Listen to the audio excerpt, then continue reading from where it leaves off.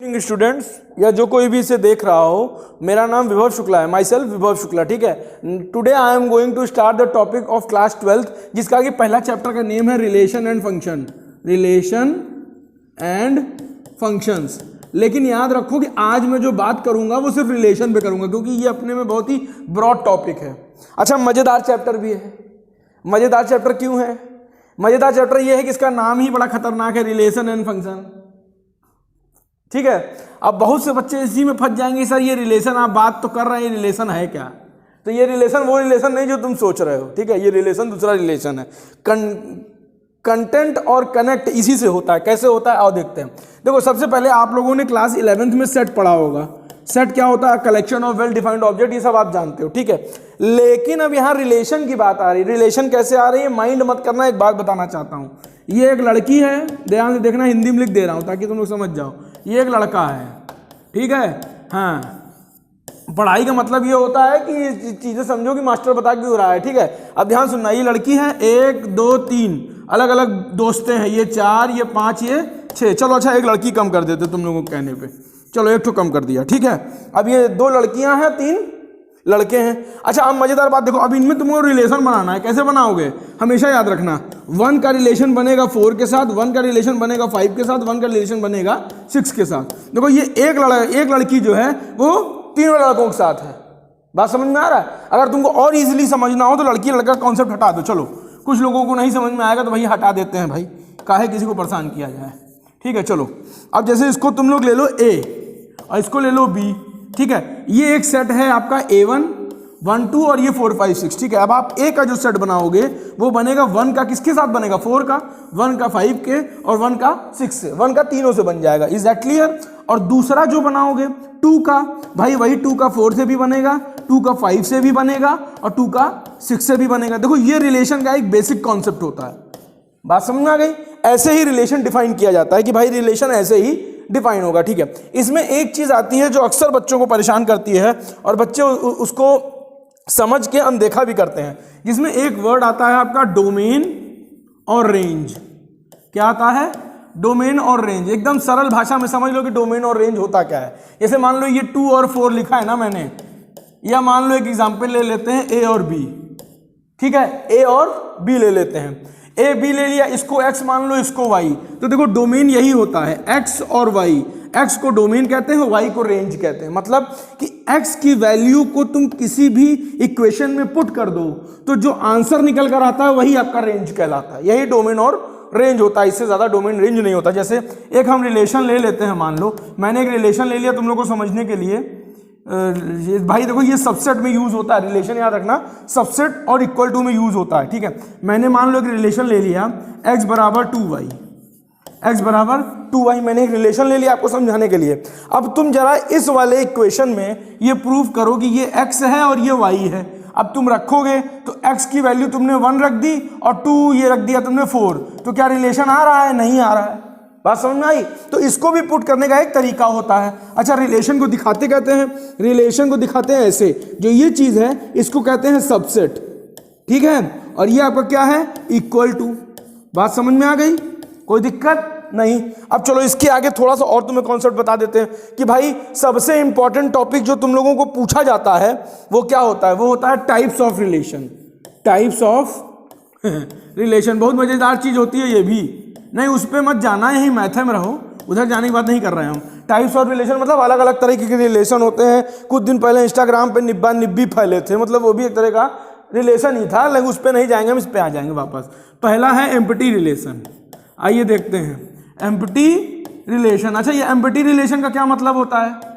Empty relation का मतलब होता है खाली, जिसमें कुछ ना हो। तो इसका रिलेशन आप जो प्रूव करते हो, इसके रिलेशन को प्रूव करने के लिए आप क्या करते हो?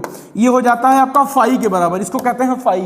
अच्छा, कैसे होता है ये फाई? आओ देखते हैं। जैसे मान लो आपने एक रिलेशन ले लिया 1 2 और 2 4 ले लिया। ठीक है, ये आपने A ले लिया और एक B आपने ले लिया 2 6 और 3 9, 2 6 और 3 9। ठीक है, अब इसमें आपको रिलेशन निकालना है। तो अब रिलेशन का क्या मतलब होता है? जो रिलेट करे आपस में, जो A और B यानी A इंटू B, ये जो A इंटू B होता है आपका, इसको कहते हैं कार्टेशियन प्रोडक्ट। क्या कहते हैं? कार्टेशियन प्रोडक्ट कहते हैं कि नहीं कहते हैं? इस कार्टेशियन प्रोडक्ट में अगर ये चीजें मैच कर रही हैं या हो तो फिर वो आपका एम्प्टी सेट नहीं होगा, लेकिन इसमें एक भी मैच नहीं कर रही, तो यानी ये आपका क्या हो जाएगा? एम्प्टी सेट हो जाएगा। ठीक है, ये हो गया। अब इसके बाद भी एक और होता है जिसको कहते हैं यूनिवर्सल सेट। क्या कहते हैं?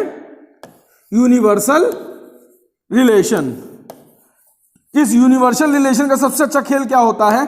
R बराबर A इंटू बी। बस इतना याद रखो कि A इंटू बी मतलब कार्टेशियन प्रोडक्ट, समझ रहे हैं? ये जो Cartesian product A into b है, जब ये पूरा रिलेशन में आ जाता है तो ये आपका यूनिवर्सल रिलेशन कहलाने लगता है। बात समझ में आ गई? अब इसके बाद भी 3 ठो और है, सिर्फ नाम और इंट्रो दूंगा आज, उसके बाद इसको बताऊंगा कि कैसे करते हैं। ध्यान से सुनना इस चीज को। देखो, इसमें यूनिवर्सल रिलेशन तो आपका हो गया, मामला खत्म। इसके बाद इसमें पहला आपका आता है, जो पहला आएगा वो आपका क्या आ जाएगा? ये बताइए मुझे जल्दी जल्दी, किसी को मालूम है? यूनिवर्सल रिलेशन के बाद जो आपका पहला आता है वो आपका कहलाता है क्या? बता रहे हैं उसको हम। आपका देखो, पहला आपका कहलाता है, 3 होते हैं इसमें। पहला आपका कहलाता है बता रहे हैं, दूसरा, पहला नहीं, 3 होते हैं इसमें। देखो, पहला होता है, दूसरा होता है और तीसरा होता है। ये 3 होते हैं। ठीक है, तीसरा और ये तो हमको पता है नाम इसके। देखो ये 3 प्रकार के होते हैं। पहला आपका होता है जिसको हम लोग कहते हैं, ये वाला होता है आपका रिफ्लेक्सिव। क्या होता है? रिफ्लेक्सिव।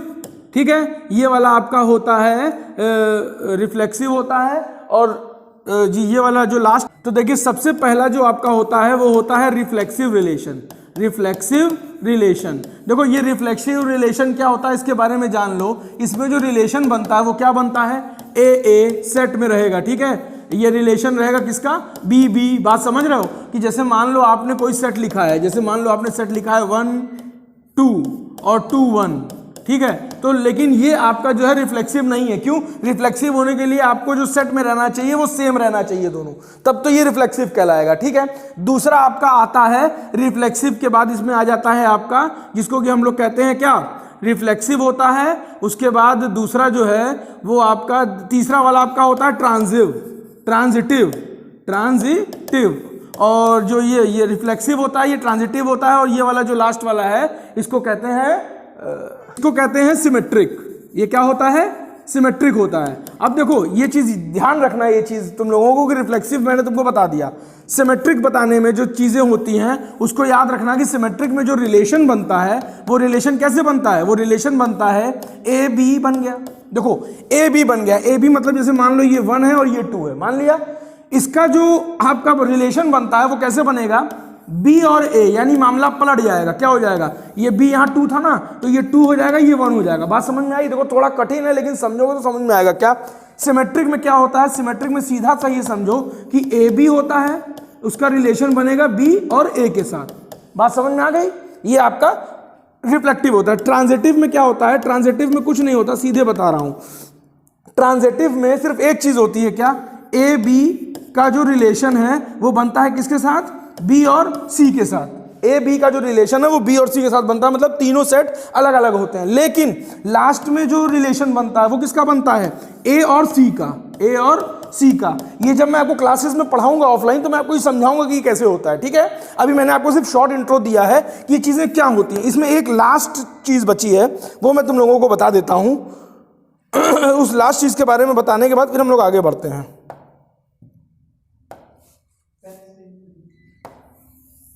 हाँ, ये लास्ट चीज जो है वो ये बताने वाले थे कि इसमें एक होता है इक्विवेलेंस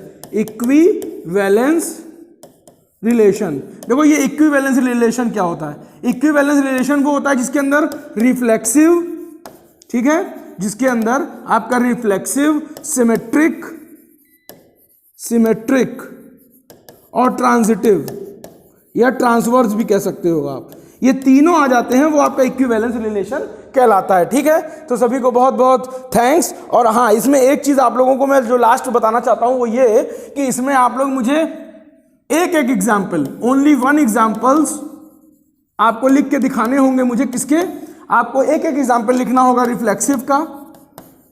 मुझे ये समझ में आया कि आपको समझ में आया कि नहीं? रिफ्लेक्सिव का, सिमेट्रिक का, ठीक है, और तीसरा ट्रांसवर्स का। ये आपका होमवर्क रहेगा। ठीक है, हम जब भी मिलेंगे हम इस पर आपसे चर्चाएं करेंगे। ठीक है, थैंक यू।